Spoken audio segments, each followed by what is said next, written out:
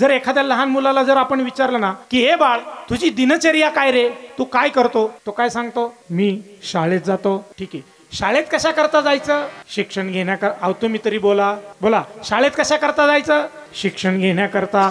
बरं, शिक्षण कशा करता घ्यायचं दीदी, डिग्री सर्टिफिकेट मिळवण्याकरता. बरं, डिग्री सर्टिफिकेट कशा करता, नोकरी मिळवण्याकरता. बरं ठीक आहे, नोकरी कशा करता, छोकरी कोण म्हणाल, मला काय सांगायचं होतं, शिक्षण नोकरी कशा करता, पैसे कमवण्याकरता. आपण जर त्याला विचारलं ना महाराज पैसे कशा करता, तो जर विचारशील असेल आणि संस्कारिक असेल तर तो काय म्हणेल, जीवन जगण्याकरता. पैसे कशा करता, तुम्ही पैसे कशा करता कमवता, जीवन जगण्याकरता. आणि जर आपण त्याला पुढे जाऊन प्रश्न विचारला की हे बाळ पण जीवन जगायचं कशा करता, आहे का उत्तर, त्यालाच काय 80 वर्षाची लेकरं अशी जगली बुवा, पण अजून उत्तर मिळालं. मनोजवं ऋततुल्य वेगं जितेन्द्रियं बुद्धिमतां वरिष्ठं वातात्मजं वानरयूतमुख्यं श्रीरामदूतं शरणं प्रपद्ये. बोलिए हनुमान जी महाराज की जय. मंगल भवन अमंगल हारी द्रवहु सुदशरथ अजिर बिहारी. मंगल भवन मंगल हारी द्रवहु सुदशरथ अजिर बिहारी. जय जय जय हनुमान गोसाई, जय जय जय हनुमान गोसाई, जय जय जय हनुमान गोसाई, जय जय जय हनुमान गोसाई. कृपा करहु गुरुदेव की नाई, कृपा करहु गुरुदेव की नाई, कृपा करहु गुरुदेव की नाई, कृपा गुरुदेव की नाई. राम सिया राम जय जय राम, राम सिया राम जय जय राम. राम सिया राम जय जय राम, राम सिया राम जय राम.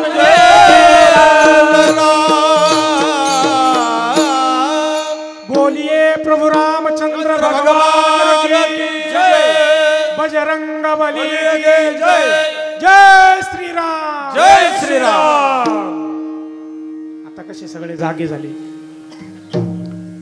सदा नाम घोष करो हरिकथा, सदा नाम घोष करो हरिकथा, तेणे सदा चित्ता समाधान. सर्व सुख ल्यालो सर्व अलंकार, आनंदे निर्भर डुल्लतसो. प्रस्तुत प्रतिवर्षीप्रमाणे याही वर्षी होणारा हा आपला अखंड हरिनाम सप्ताह. आणि या अखंड हरिनाम सप्ताहातील मला वाटते 11वं वर्ष आहे. आणि या अखंड हरिनाम सप्ताहातील प्रथम क्रमांकाची म्हणजे नामपर प्रकरणाची भगवंताची कीर्तनरूपी सेवा ही अकारण कारण करुणा वरुणालय भक्तकाम कल्पतरुम भगवान पंढरीश पांडुरंग परमात्म्याच्या अथंग करुणेनं, त्याच्या दयेनं आणि या सर्व संयोजक आयोजक समस्त ग्रामस्थ पवार मंडळी यांच्या माध्यमातून आमच्या वाट्याला आलेली आहे. या अभंगाच्या माध्यमातून जगद्गुरु तुकोबराय आपल्याला तुकोबरायांनी त्यांच्या पारमार्थिक जीवनामध्ये केलेली साधना व ती साधना करत असताना पारमार्थिक जीवनात कोणत्या कोणत्या अवस्था प्राप्त होतात या साधना व अवस्था वर्णन करणारा हा असा अभंग आजच्या सेवेकरता आपण निवडलेला आहे. या अभंगाच्या माध्यमातून जगद्गुरु तुकोबराय आपल्याला एक भगवत प्राप्ती करता एक साधन सांगतात.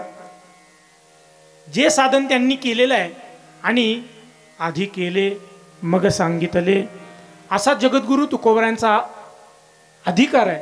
आणि या तुकोबरायांचा अभंग आपण सेवेकरता निवडलेला आहे.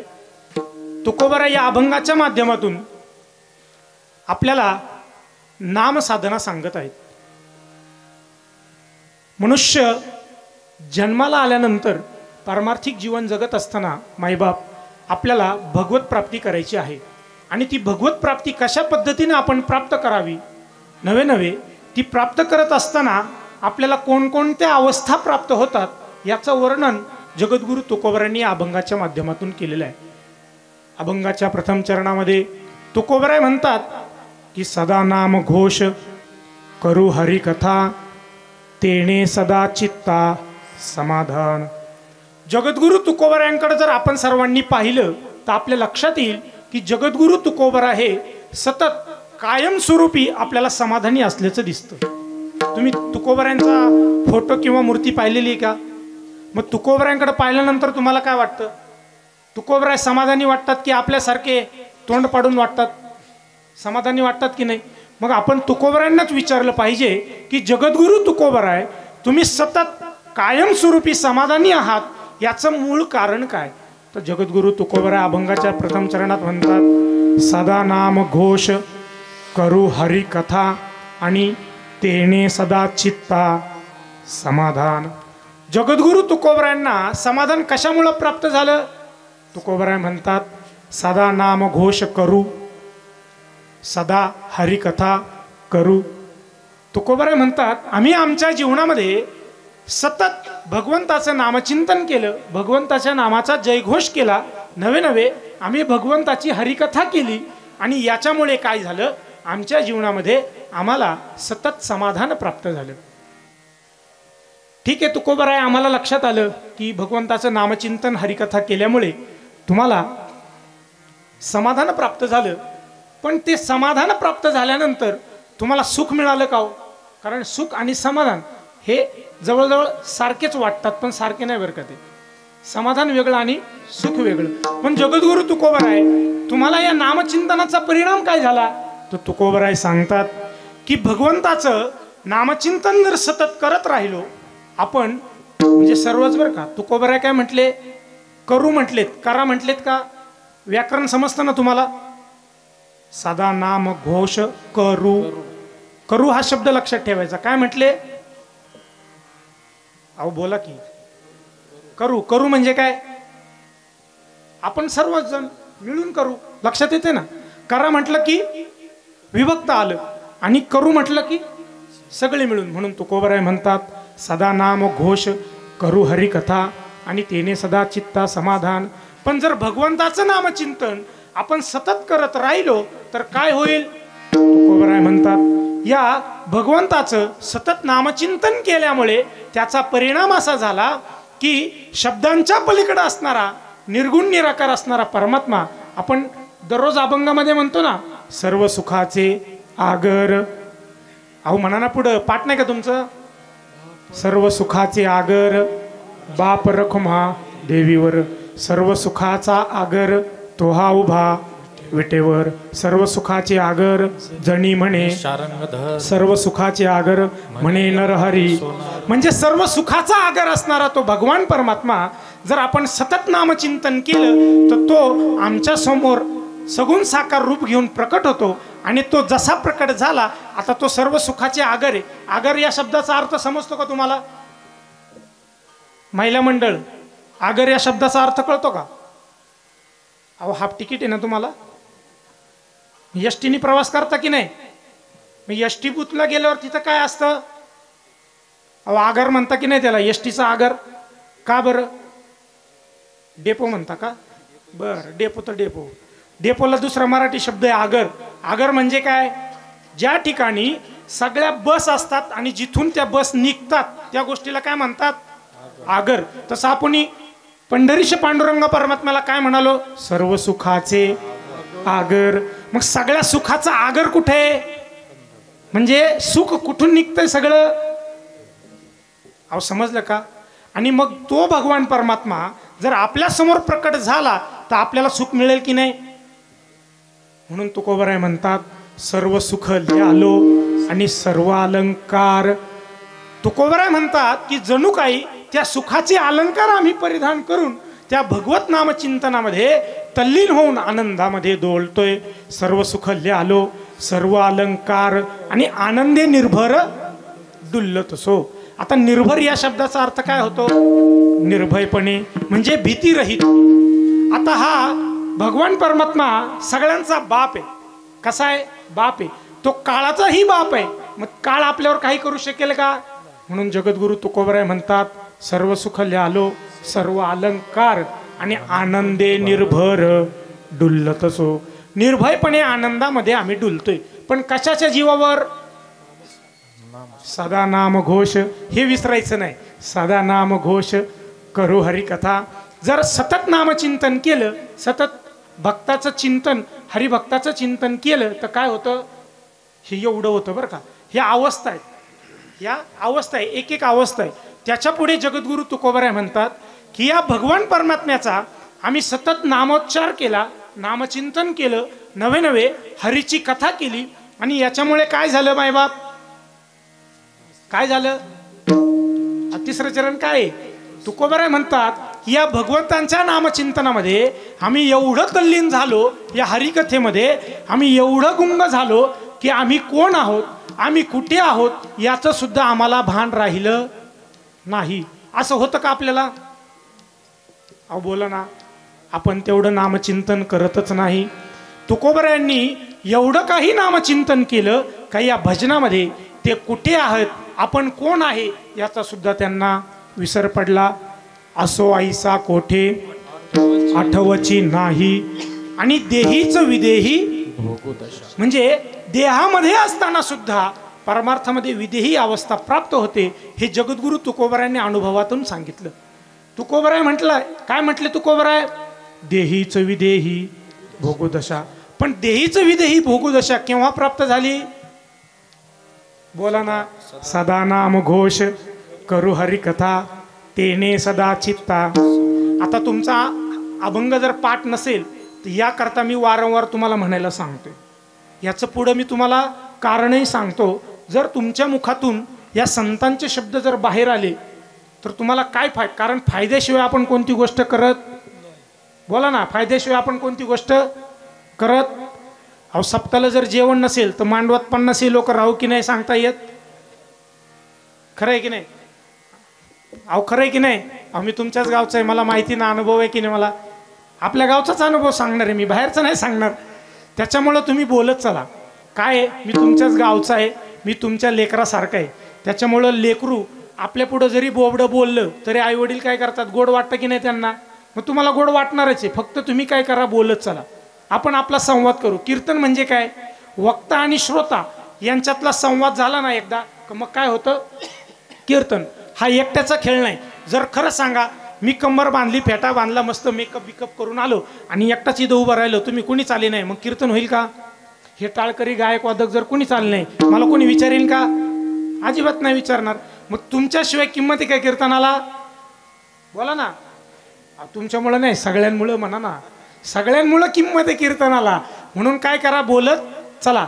तुम्ही जर बोलले तर कीर्तन पुढं जाईल आणि वेळेत संपेल. आणि जर तुम्ही बोलले नाही तर मला काय वेळेचं भान राहत नाही. त्याच्यामुळं बोललं पाहिजे. तुकोबराय म्हणतात देहीच विदेही भोगोदशा. पण केव्हा? परत बोला. केव्हा? सदा नाम घोष करू हरी कथा आणि तेने सदा चित्ता.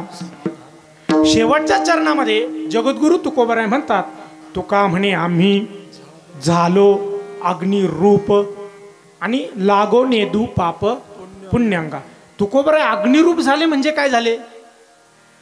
लक्षात येते का? अग्निरूप शब्द कळतो ना. अग्निरूप झाले म्हणजे काय झालं? अहो या भगवंताचं नामचिंतन आपण जर सतत करत राहिलो तर आपल्याला कोणती कोणती अवस्था प्राप्त होते? पहिल्यांदा सुख प्राप्त होतं. सुख प्राप्त झाल्यानंतर आपल्याला तो भगवान परमात्मा पहिल्यांदा मिळतो, नंतर सुख प्राप्त होतं. आणि ते सुख प्राप्त झाल्यानंतर आपल्याला या देहामध्येच विदेही अवस्था प्राप्त होते. आणि एकदा का विदेही अवस्था प्राप्त झाली बरं का गुरुजी, नामचिंतन जर करत राहिलो तर आपल्याला ज्ञान मिळतं. ज्ञान प्राप्त होतं. आणि एकदा का ज्ञान प्राप्त झालं का त्या ज्ञानामुळं आपलं जेवढं कर्म आहे ना ते सगळं कर्म भस्म होतं. ज्ञानाग्नीमध्ये आपलं सगळं कर्म भस्म होतं. नवे एखाद्या माणसाला जर ज्ञान प्राप्त झालं तर त्या ज्ञानावर त्याचं जे संचित कर्म आहे ना ते संचित कर्म जळून भस्म होतं. बरोबर आहे ना माऊली बाबा? संचित कर्म जळून भस्म झालं रे झालं की मग त्याच्यामध्ये आता तुम्ही म्हणाल की महाराज त्याचं संचित कर्म जर जळून भस्म झालं पण ते तर आम्हाला व्यवहारामध्ये कर्म करताना दिसतात. संत महात्मे व्यवहारामध्ये कर्म करताना दिसतात, मग त्यांना पापपुण्य लागत नाही का? कारण प्रत्येक व्यवहार हा पापपुण्याला कारणीभूत ठरतो. प्रत्येक व्यवहार आपलं जेवढं कर्म आहे ना ते प्रत्येक कर्म पाप किंवा पुण्याला कारणीभूत ठरत असतं. मग संत महात्मे कर्म करताना तर दिसतात, मग त्यांना पापपुण्य लागत नाही का? जगद्गुरु तुकोबारायांना आपण विचारू की तुकोबाराय तुम्हाला पापपुण्य लागत नाही का? तुकोबाराय म्हणतात की नाही. का बरं? तुका म्हणे आम्ही झालो अग्निरूप. अग्निरूप झालो म्हणजे काय? अहो संचित कर्म जरी जळून गेलं त्याच्यानंतर होणारं जे क्रियामान कर्म आहे ना ते क्रियामान कर्म मात्र ज्याला ज्ञान प्राप्त झाले त्याला लागू होत नाही. याचा पुरावा असा आहे बघा, न्यायशास्त्रकाराने बीजभाजित न्याय म्हणून एक न्याय, या न्यायाप्रमाणे तुकोबाराय म्हणतात. तो न्याय म्हणजे काय माहिती का? थोडक्यात सांगतो. एक शेतकरी होता, शेतकरी बरं का संकेत, तुझ्यासारखा एक शेतकरी होता, म्हणजे कंपनीत पण आणि घरी पण. असा एक शेतकरी होता आणि त्या शेतकऱ्याने ठरवलं की आता मला पेरणी करायची. काय करायची? अहो बोला ना, पेरणी करायची. मग त्यांनी पेरणी करायची म्हटल्यावर पहिलं काय लागतं सचिन दादा? काय लागतं? हा बियाणं. कोण? हा बी लागतं, बी. मग ते बी आणण्यासाठी तो मार्केटमध्ये गेला आणि बरं का गरुड महाराज सगळ्यात भारीतलं भारी बी घेतलं त्यांनी. काय केलं? सगळ्यात भारीतलं भारी. आणि त्यांनी ठरवलं आता आपल्याला पेरणी करायची आहे, मग ते आपण सगळ्यात भारी आणि महागडे बी आणायचं. त्यांनी ते बी आणलं, पण येता येता मात्र त्याच्या डोक्यात एक विचार आला की सगळे जशी पेरणी करतात ना तशी पेरणी नाही करायची. बरं का आवटे दादा, गिनीज बुक ऑफ वर्ल्ड मध्ये कधी नोंद होते? काहीतरी वेगळं केलं तर. बरोबर आहे ना? मग त्यांनी ठरवलं आता आपल्याला पेरणी करायची पण वेगळ्या स्वरूपाची करायची. म्हणून त्यांनी काय केलं, ते सगळं बी घेतलं. घरात एक घमेलं सापडलं आणि त्या घमेल्यामध्ये ते सगळं बी घेतलं. ऐकतात ना तुम्ही सर्वजण? फक्त घरी गेल्यावर हा प्रयोग करायचा. हा फक्त कीर्तनामध्ये सांगायचा असतं बरं का, प्रयोग करायचा नाही. घरी गेल्यावर त्यांनी एक घमेलं घेतलं, ते सगळं बी ना भोर दादा त्या घमेल्यात टाकलं आणि ते घमेलं घेतलं आणि चुलीवर ठेवलं आणि चुलीत लाकडं घातली आणि चांगला असा जाळ केला. काय केला? महिला मंडळ काय केला? जाळ केला. आणि जाळ केल्यावर ते बी जे होतं ना, बी मस्त भाजून घेतलं. भाजून एकदम एक नंबरचं भाजून घेतलं. ते नंतर खाली घेतलं, थंड होऊ दिलं आणि ते ओटीत घेतलं. पेरणी करा काय म्हणतात त्याला? ओटीत ना? बरोबर आहे. हा मग मला शेती नाही पण माहिती. बरोबर. ते ओटीत घेतलं, ते धान्य त्यांनी ओटीत घेतलं, शेतात गेला आणि पेरणी केली. काय केली? पेरणी केली. पेरणी केल्यावर पाणी कधी भरतात? पेरल्यावर. बरोबर ना? मग त्यांनी पाणी बिणी भरलं असेल ना? हा मग पाणी भरलं. पाणी भरल्यावर तो घरी आला, मस्तपैकी आराम केला. 2-3 दिवस जाऊन दिले आणि 2-3 दिवस गेल्यावर तो शेताला चक्रा मारू लागला. बरं का मुटके दादा, चक्रा मारायचा. सारखा वावरात जायचा, घरी यायचा, वावरात जायचा, घरी यायचा, वावरात जायचा, घरी यायचा. सचिन दादाने त्याला पाहिलं आणि म्हटले काय रे बाबा तुझ्या डोक्यावर काय परिणाम झाला का रे? तू रोज सारखा शेतात जातो, घरी येतो, शेतात जातो, नेमके काय झाले? तो म्हटला सचिन दादा काय झाले, मी लय मागडे बी आणलं होतं आणि ते बी घेतलं आणि शेतात गेलो, पेरणी केली, पण ते अजून उगवलं का नाही बघायला जातो, पण ते अजून उगवलंच नाही. मला सांगा किती दिवसांनी उगन? उगणार नाही का? बरं एवढं मागडे बी आणलं उगणार का नाही? हा भाजून घेतलं का? हा मग हाच न्याय. बीज भाजून केली नाही, बीज भाजून केली नाही, भाजून केली नाही, बीज भाजून केली नाही, बीज भाजून केली नाही, बीज भाजून केली नाही, बीज भाजून केली नाही, बीज भाजून केली नाही. आम्हा जन्म मरण नाही, आम्हा जन्म मरण नाही, आकाराशी कैसा धाव, आकाराशी कैसा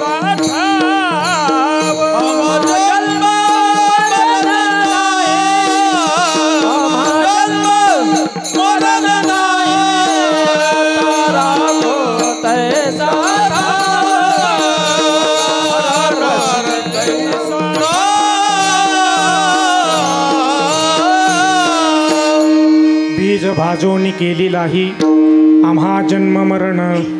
तुकोबराय काय म्हटले? बीज भाजोनी केलेलाही आणि आम्हा जन्म मरण. याच न्यायाप्रमाणे जगद्गुरु तुकोबराय अभंगाच्या शेवटच्या चरणात काय म्हणाले? तुका म्हणे आम्ही झालो अग्निरूप आणि लागोने दुपाप. आता पाप आणि पुण्य कळालं. पाप लागू नये ठीक आहे, पण पुण्य सुद्धा म्हटलेत ना महाराज, पुण्य सुद्धा लागत. आता हे मी नंतर सांगेल तुम्हाला हे पुण्य कोणतं आहे.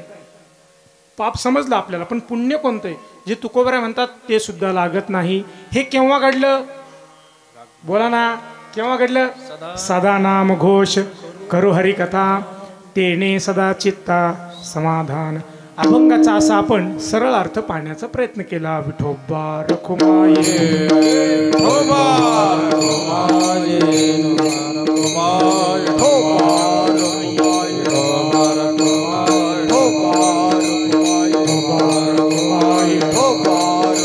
कुंडली कवरदा हरि विठ्ठल श्री ज्ञानदेव पंढरीनाथ भगवान की जय. माऊली ज्ञानेश्वर महाराज की जगद्गुरु तुकाराम महाराज की जय. आद्य जगद्गुरु श्रीमद शंकराचार्य भगवान की जय. दत्तात्रय भगवान की जय. विरोबा महाराज की जय. छत्रपती शिवाजी महाराज की जय. धर्मवीर संभाजी महाराज की जय. भारत माते की जय. सब संतना की जय. खपार कुमारी देव खपार कुमारी खपार कुमारी देव खपार कुमारी.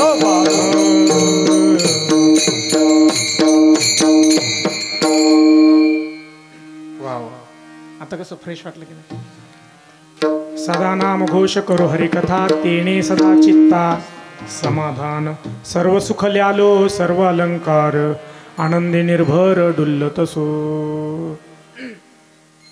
अखंड हिंदुस्थानचे आराध्य दैवत पुण्यश्लोक छत्रपती श्री शिवाजी महाराज व धर्मवीर छत्रपती श्री संभाजी महाराज यांच्या शौर्यानं व यांच्या पदस्पर्शानं पावन झालेली या भूमीमध्ये अवधूत चिंतन श्री गुरुदत्तात्रयांच्या या प्रांगणामध्ये उपस्थित प्रातस्मरणीय परमपूजनीय हिमालया इतकी उत्तुंग व्यक्तिमत्व असणारे ब्रह्मलीन सद्गुरू बबन महाराज पायमोडे व वैराग्याचे म्हणजेच आपल्या महाराष्ट्राचे वैभव, आपल्या जुन्नर तालुक्याचं वैभव गुरुवर्य वैकुंठवासी कोंडाजी बाबा डेरे व श्रीकृष्ण कृपांकित डॉक्टर विकासानंदजी महाराज मिसाळ यांच्या या सर्व महात्म्यांच्या मुखातून श्रवण केलेला हा सर्व साधक आणि बहुश्रुत असणारा हा श्रोता वर्ग आहे महाराज. आणि त्यांच्या पुढं मी कंबर बांधून काहीतरी बोलावं एवढा माझा अधिकार नाही. कारण माझ्यासमोर बसलेले आता टाळ घेऊन उभे राहिलेले जेवढे आहेत ना, त्यांच्या जीवनातला जेवढा परमार्थ आहे ना तेवढं माझं वयसुद्धा नाही बरं का. हे टाळ घेऊन उभे राहिलेले जेवढे दिसतात ना त्यांचा जेवढा परमार्थ आहे ना तेवढं माझं वयसुद्धा नाही. त्याच्यामुळं फार मोठी मोठी माणसं या ठिकाणी आहेत. आणि तुमच्या पुढं मला जगद्गुरु तुकोबरायांचा अभंग आपण सेवेकरता निवडलाय. या अभंगाला मला अनुमोदन द्यायचं आहे. मी अनुमोदन यासाठी म्हटलं कारण जीवनामध्ये संतांच्या शब्दाचा अर्थ लावावा आजपर्यंत माणूस मला वाटलं जन्माला आला नसेल. दादा शिट्टी मारू देऊ नका फक्त.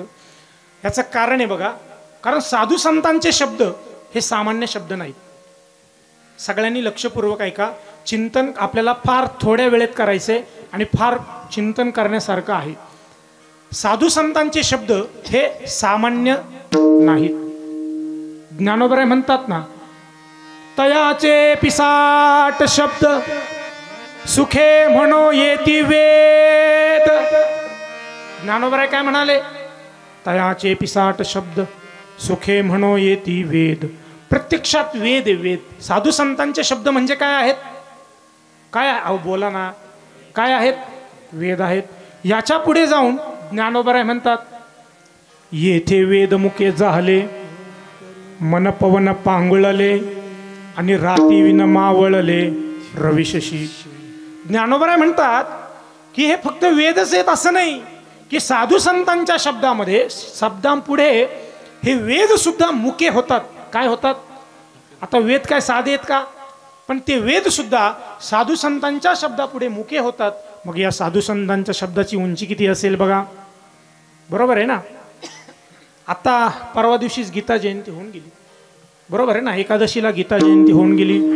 या गीतेचं वर्णन करताना ज्ञानोबराय म्हणतात, गीता निष्कपट माय चुकोनी तान्हे हिंडे जो वाय, तव माय पिताची भेटी होय हा धर्म तुमचा. आता ही श्रीमद भगवद्गीता आहे. ही श्रीमद भगवद्गीता म्हणजे काय मला सांगा. ज्ञानोबरायांच्या पूर्वीही परमार्थ होता आणि ज्ञानोबरायांच्या नंतर सुद्धा परमार्थ आहेच. पण ज्ञानोबरायांपूर्वीचा जो परमार्थ होता तो फार अवघड होता. पण ज्ञानोबरायांनंतरचा जो परमार्थ आहे ना महाराज, तो फार सोपा आहे. ज्ञानोबरायांनी तो परमार्थ आपल्यासाठी फार सोपा केला. ये मराठीचे नगरी ब्रह्मविद्येचा सुकाळू करी आणि घेणे देणे सुखजीवरी होय दे जगा. ज्ञानोबरायांनी केलेला हा सुकाळ आहे. परमार्थामधला हा ज्ञानोबरायांनी केलेला सुकाळ आहे. ज्ञानोबरायांनी गीता आपल्याला सांगितली. बरोबर आहे ना. गीता सांगितली ना. अहो गीतेचा अर्थ करून अन्वय अर्थ टीका केली ज्ञानोबरायांनी गीतेवरती. गीता अलंकार गीता अलंकार नाम गीता अलंकार नाम गीता अलंकार नाम गीता अलंकार नाम ब्रह्मानंद प्रगट केले ब्रह्मानंदलारी प्रगट केले गीता अलंकार नामज्ञानेश्वरी गीता अलंकार नामज्ञानेश्वरी ब्रह्मानंदलारी प्रगट केले ब्रह्मानंदलारी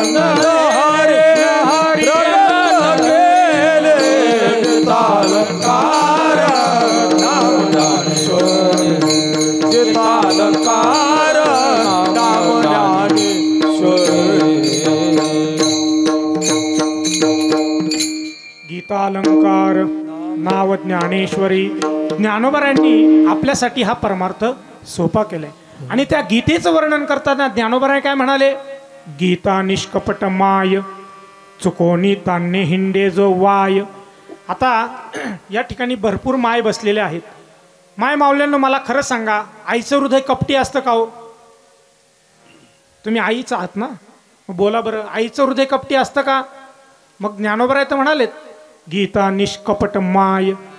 जर ज्ञानोबरायांनी निष्कपट हा शब्द वापरला असेल, आपण मगाशीच पाहिलं ना साधू संतांच्या शब्दाची उंची किती मोठी आहे. जर ज्ञानोबरायांनी निष्कपट हा शब्द वापरला असेल तर त्यामागं काहीतरी कारण असलं पाहिजे. ज्ञानोबरायांनी निष्कपट शब्द वापरलाय या अर्थी जगामध्ये कपटी माय असली पाहिजे. बरोबर आहे की चुकीचं आहे? मावल्या गप झाल्या. अहो बोला ना, बरोबर नाही? मी ज्ञानोबरायांपेक्षा मोठे झाले काही तुम्ही? ज्ञानोबरायांनी निष्कपट शब्द वापरलाय म्हटल्यावर आपल्याला मान्य. बरं ठीक आहे, मी तुम्हाला सोपं करून सांगतो. आता तुम्ही तुमचं चेक करायचं बरं का सगळ्यांनी, तुम्ही कपटी आहात का निष्कपट आहात. तुम्ही आत्ता काय म्हटले, चुकीचं म्हटले ना. तुम्हाला सोपं सांगतो. ज्ञानोबराय म्हणतात निष्कपट माय कोणाला म्हणतात बघा. निष्कपटी माय कोणती माहिती का गुरुजी?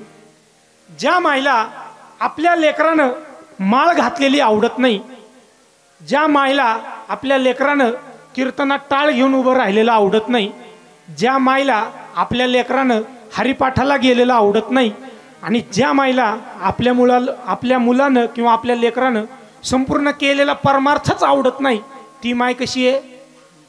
अहो आता तरी बोला ना. अहो कशी आहे? अजून नाही पटलं का तुम्हाला? अहो तुकोबराय सुद्धा म्हणतात याची तुझी या भजना आड तावे ते प्रपंचाचे गोड, तावे ते प्रपंचाचे गोड.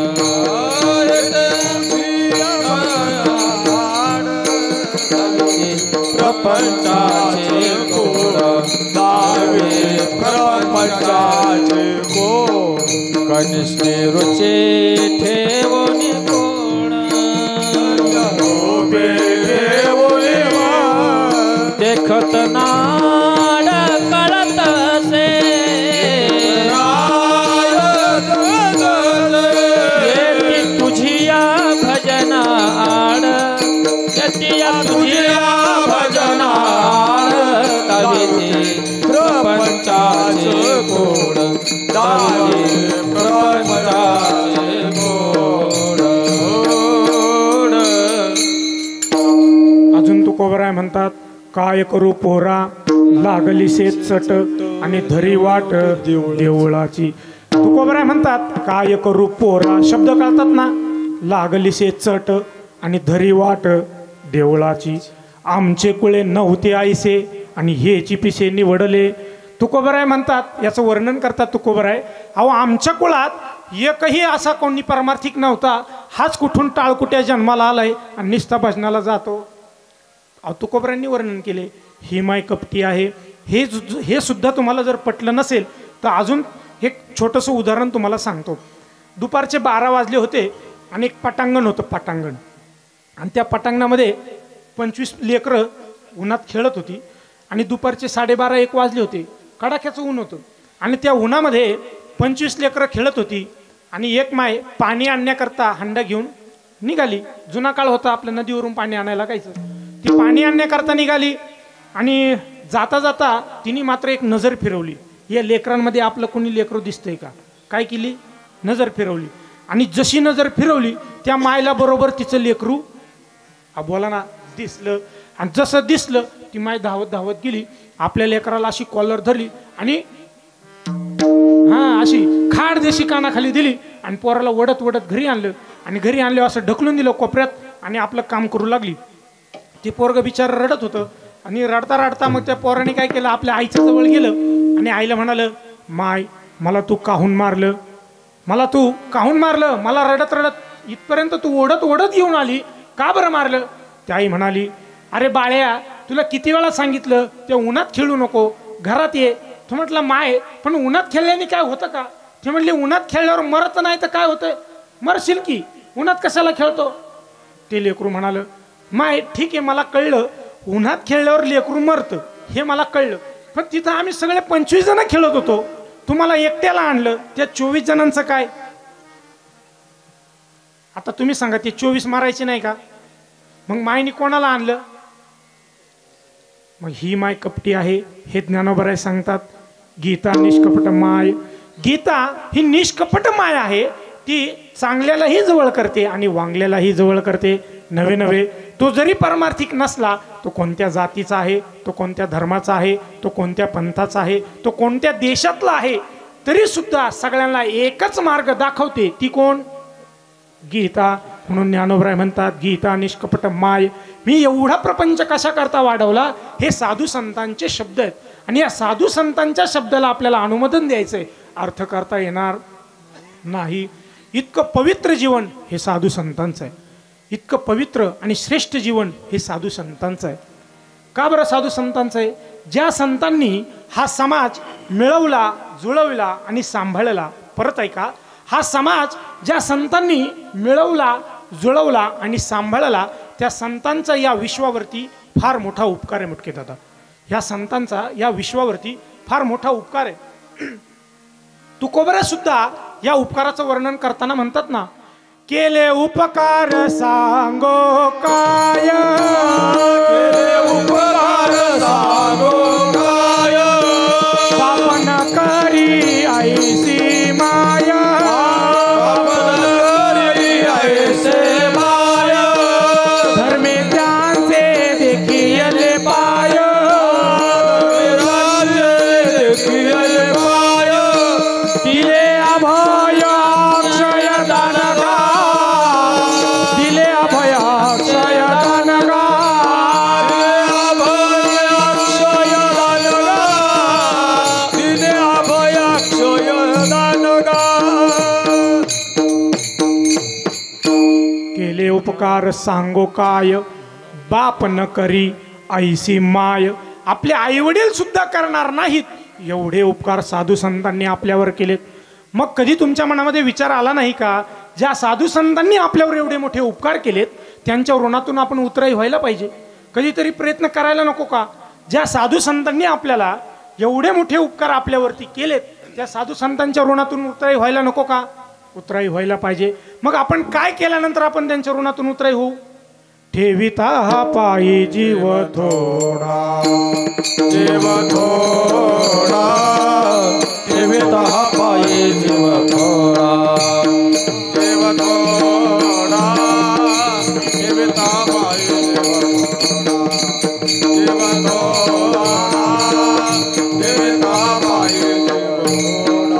काय द्यावे त्याची व्हावे उतराय, द्यावे त्याचे व्हावे उतराय. ठेविता हा पायी जीव थोडा, ठेविता पायी जीव थोडा, ठेविता पायी जीव थोडा, जीव थोडा, ठेविता पायी जीव थोडा. काय द्यावे त्यासी व्हावे उतराई आणि ठेविता हा पायी. साधू संतांच्या चरणावरती आपला देह जरी ठेवला तरी त्यांच्या ऋणातून आपण उतराई होणार. आता हे माझ्या मनाचं म्हटलो का मी? हे संतांचं वाक्य आहे. नवे नवे प्रातस्मरणीय गुरुवर्य मामासाहेब दांडेकर नेहमी म्हणायचे की जोपर्यंत हे चंद्र सूर्य तारे आहेत, मामासाहेब दांडेकर काय म्हणायचे, सर्वांनी लक्षपूर्वक ऐका, जोपर्यंत हे चंद्र सूर्य तारे आहेत तोपर्यंत या साधू संतांची कीर्ती अजरामर राहील. काय म्हणाले? जोपर्यंत हे चंद्र सूर्य तारे आहेत तोपर्यंत या साधू संतांची काय राहील? कीर्ती अजरामर राहील. नवे नवे आपण याच्या पुढे जाऊन म्हणूयात की जोपर्यंत चंद्र सूर्य तारे आहेत तोपर्यंत या साधू संतांची कीर्ती अजरामर राहील म्हणण्यापेक्षा आपण जोपर्यंत या साधू संतांचा जयघोष, जोपर्यंत या साधू संतांचं चरित्र या मातीत आहे तोपर्यंतच हे चंद्रतारे अबाधित राहतील असं आपण म्हटलं पाहिजे. बरं, का बरं एवढे संत महात्मे मोठे झाले असतील? कधी विचार केलाय? साधू संत एवढे मोठे का झाले असतील? कारण त्यांनी त्यांच्या जीवनामध्ये साध्य ठरवलं आणि ते साध्य प्राप्त करण्याकरता त्यांनी साधना केली, म्हणून जगामध्ये ते मोठे झाले. आपलं सुद्धा तसंच आहे. आपण आपल्या जीवनामध्ये साध्य ठरवले, पण कोणतं साध्य ठरवलंय? अहो, माझ्या सकट आपण सगळे प्रापंचिक आहोत. आपण साध्य ठरवले कशाला? प्रपंचाला. पण प्रपंच हे साध्य नाही मायबाप. प्रपंच हे साध्य नाही तर प्रपंच हे साधन आहे. भगवंतापर्यंत जाण्याचं ते साधन आहे. प्रपंच हे साध्य नसून प्रपंच हे साधन आहे. मग महाराज, प्रपंच जर साध्य नाही तर साध्य म्हणजे काय? सगळ्यांनी लक्षपूर्वक ऐका. तुम्ही ऐकतात ना सर्वजण? जरा लक्षपूर्वक ऐका, फार महत्वाचा मुद्दा आहे. साध्य कशाला म्हणतात? तर भगवत कृपेने आत्यंतिक दुःखाची निवृत्ती आणि परमानंदाची प्राप्ती. म्हणजेच काय? ज्याच्या जीवनामध्ये कर्तृत्व, ज्ञातृत्व आणि भोक्तृत्व शिल्लकच राहत नाही, हे म्हणजे साध्य. आता आपण सगळे प्रापंचिक माणसं आहोत आणि प्रपंचामध्ये साध्य सारखी बदलत असतात महाराज, बरं का? प्रपंचामध्ये साध्य सारखी बदलत असतात. आता इथं मला लहान मुलं दिसत नाहीत, थोडी लांब बसतील. चला, मी तुमची उत्तरं मीच देतो. जर एखाद्या लहान मुलाला जर आपण विचारलं ना की हे बाळ, तुझी दिनचर्या काय रे, तू काय करतो, तो काय सांगतो? मी शाळेत जातो. ठीक आहे, शाळेत कशा करता जायचं?